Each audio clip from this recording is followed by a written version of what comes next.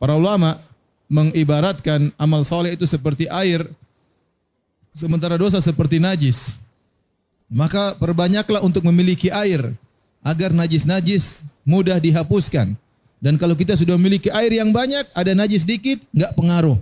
Misalnya kita punya kolam renang air yang banyak, tahu-tahu ada mungkin kencing sedikit, mungkin ada kotoran apa sedikit, enggak pengaruh. Kenapa? Air kita banyak. Dan Nabi SAW bersabda, "Idza balagal ma'u qullataini lam yahmilul khabath." Kalau air sudah mencapai 2 kullah, 200 liter, maka tidak akan mengandung najis. Artinya kalau air banyak, maka dosa-dosa tidak dianggap.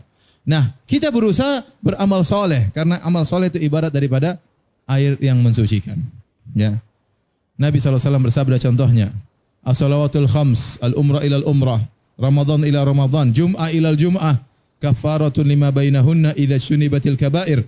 Kata Nabi, salat 5 waktu, Jumat yang 1 sampai Jumat berikutnya, Ramadan yang 1 sampai Ramadan berikutnya, umrah yang 1 sampai umrah yang berikutnya akan menghapuskan dosa-dosa di antara keduanya. Kata Nabi SAW, tabi'u bainal haji wal umrah, fa innahuma yanfiyani al-faqr wa dhunub, kama yanfil kir khabathal hadid. Ikut sertakanlah haji dan umrah. Kalau sudah haji, umrah lagi. Kalau sudah umrah, haji lagi. Karena kedua perkara ini, haji dan umrah, akan menghapuskan kemiskinan dan menghapuskan dosa-dosa sebagaimana alat pandai besi akan menghilangkan karat besi. Kalau punya rezeki tidak ada masalah kita umrah. Tiap tahun umrah sekali tidak ada masalah. Ya. Jangan umrah tiap bulan ya. Ya. Karena repot banyak. Kalau saya tidak apa-apa karena saya guide, pembimbing. Tapi kalau ibu kan banyak kewajiban ya. Paling tidak kalau punya rezeki setahun sekali kita umrah. Masya Allah. Menggugurkan dosa-dosa, menghilangkan kemiskinan. Haji yang mabrur, kata Nabi SAW, man hajja lillah, walam yarfuth, walam yafsuk, raja'a min dhunubika yaumin waladatu umuh. Barang siapa yang berhaji karena Allah, lillah. Man hajja hadzal baita lillah. Barang siapa berhaji karena Allah, bukan karena riya, bukan karena pamer. Bukan karena ingin selfie-selfian, bukan. Tapi dia berhaji karena Allah, bukan karena ingin dipanggil Pak Haji. Walam yafsuk, walam yarfuth, tidak bermaksiat tatkala hajian. Dan tidak melakukan pelanggaran berupa rayuan kepada suami pada sedang masih dalam kondisi ihram. Apa yang Allah berikan? Raja'a min dzunubika yaumin waladatuhu ummuhu, akan bersih dari dosa-dosanya seperti baru dilahirkan dari perut ibunya. Masya Allah. Kita sudah kumpulkan catatan amal kita, isinya hitam, merah, hitam, merah, hitam, merah. Kemudian kita haji mabrur, bersih lagi seluruhnya. Masya Allah. Amal ibadah yang luar biasa. Ya. Oleh karenanya, selama kita masih hidup, ibu yang dirahmati Allah Subhanahu wa taala, berusaha beramal soleh sebanyak-banyaknya agar dosa-dosa kita diampuni. Apa kata Nabi, kata Allah Subhanahu wa taala? Wa aqimis salata tarafayn nahari wa zulafan minal lail. Innal hasanati yudhhibunas sayyi'at. Kata Allah Subhanahu wa taala, dirikanlah salat di pagi hari dan petang hari dan di malam hari. Sungguhnya kebaikan-kebaikan akan menghilangkan dosa-dosa. Ini kasusnya bagaimana? Ayat ini turun gara-gara ada seorang pemuda, seorang lelaki sahabat, dia bermaksiat. Dia melihat seorang wanita di ujung kota Madinah, dia tidak sabar. Akhirnya dia cium itu wanita, dia pegang itu wanita dan dia tidak gauli. Setelah itu dia merasa berdosa. Dia merasa berdosa. Gelisah karena dia telah melakukan dosa, menyentuh wanita yang tidak halal baginya. Maka dia pun pergi kepada Nabi SAW, dia berkata, ya Rasulullah, akim alaihi haddan, ya Rasulullah, tegakkan hukum had bagiku. Dan kita tahu, kalau berzina baru ada hukum had. Tapi kalau hanya memegang, mencium, merayu, tidak ada hukum had. Maka dia berkata, ya Rasulullah, akim alaihi haddan, ya Rasulullah, tegakkan hukum had. Maka Nabi tidak menjawab. Kemudian diikomatkan. Kemudian dia solat berjamaah bersama Nabi SAW. Setelah dia solat, Nabi bertanya, as-salaita ma'ana? Kau tadi solat sama saya tidak? Kata dia, iya. Maka turunlah firman Allah, innal hasanati yudhhibunas sayyi'at. Dirikanlah solat, sungguhnya kebaikan-kebaikan bisa menghilangkan dosa-dosa. Ternyata solat berjamaahnya tadi menggugurkan apa? Dosanya. Ini dalil bahwasanya amal soleh bisa menggugurkan dosa. Tapi bapak-bapak jangan salah paham ya.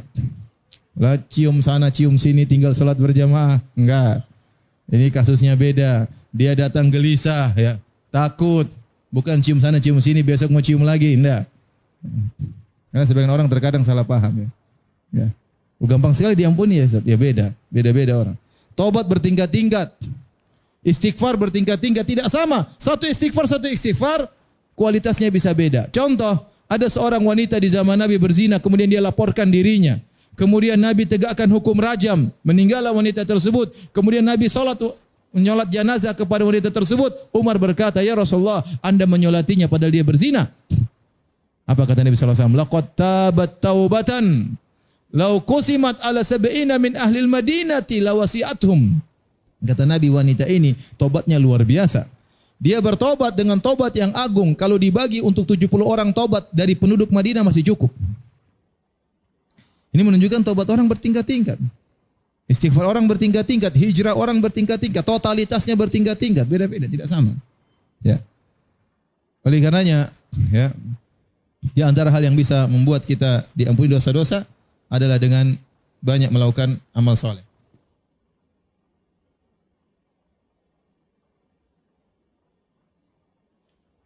Maka saya katakan kepada ibu-ibu yang dirahmati Allah Subhanahu wa taala. Ini nasihat buat saya pribadi dan juga bagi ibu yang saya hormati. Kita ini sekarang hidup di zaman medsos ya, zaman yang waktu kita banyak terbuang. Terkadang kita kurang perhatian sama suami, terkadang kita kurang perhatian sama anak. Ini terjadi. Pulang ke rumah, suaminya dari kantor pengen ketemu ngobrol sama istrinya, istrinya lagi main apa? WA. Akhirnya suaminya daripada marah dia juga main WA. Anak kecilnya datang, "Abi, Umi," daripada menyibukkan dikasih lagi game. Akhirnya anaknya main game, istrinya main WA, suaminya main WA. Istrinya browsing-browsing, ya tas dibesarin, zoom. Waktu habis, Quran enggak dibaca. Benar, Quran dibaca. Coba jujur, kita setiap hari baca berapa halaman? Saya enggak bilang berapa juz. Berapa halaman kita baca Quran? Sementara berita yang kita dengar, berita ini, berita anu, berita artis, berita maksiat, ya. Tukang maksiat kita ikuti beritanya. Subhanallah. Waktu terbuang-buang. Terus apa yang mau kita banggakan? Mau kita bertemu Allah dengan apa? Sementara maut bisa jadi datang tiba-tiba. Maka maksud saya manfaatkan waktu agar kita punya kebaikan yang banyak. Karena Allah Maha Adil. Ada timbangan hari kiamat, Allah timbang kebaikan dengan keburukan. Ibu-ibu konsen, masih ada orang tua, berbakti sama orang tua. Ada suami, berbakti sama suami. Ya. Jadikan suami ya ridho dengan kita. Kalau ibu-ibu meninggal dunia, suami senang, insya Allah masuk surga. Karena Nabi SAW berkata kepada seorang wanita, "Unzuri aina anti minhu fa innahu jannatuki wa naruki." Lihatlah bagaimana posisimu di hati suamimu. Sungguhnya suami itu surgamu atau nerakamu. Kalau suami ridho, senang lihat kita, ya. Kalau dia di luar, dia ingin pulang ketemu kita, insya Allah itu berarti pintu surga di depan kita. Tapi kalau suami lihat kita sakit matanya, ya.